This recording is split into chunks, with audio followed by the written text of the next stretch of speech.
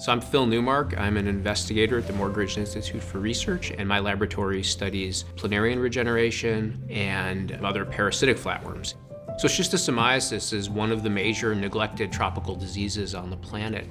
Schistosomes infect over 240 million people worldwide.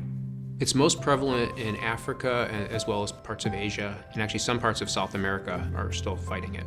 And I think the tragedy of these diseases is they're really diseases of poverty that perpetuate poverty. So typically they wind up being caused by lack of access to clean water, for example, and not being able to separate their water that they're drinking and using to wash their clothes and playing in from the water that they're using to expel waste. And typically kids are the ones playing in the water, so kids are disproportionately affected by this disease, and it leads them to be chronically tired, unhealthy, it prevents them from learning well, and so it just sort of perpetuates this cycle.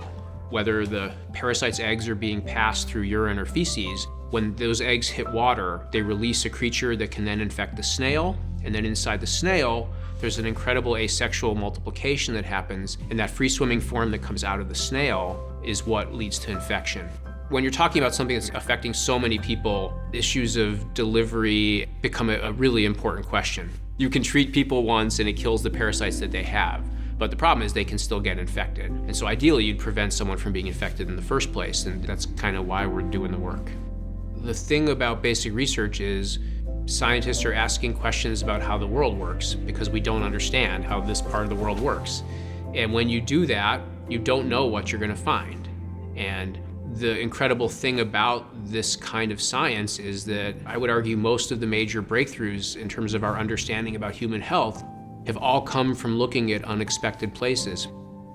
We love what we're doing, and it's a privilege to be able to do it at a place like Morgridge, and I feel real lucky to get to come into work today and be totally driven by these questions that we're asking, and then also have a new end game, which is, oh my goodness, we could actually wind up helping people in a real tangible way on a scale that we could not have thought about before.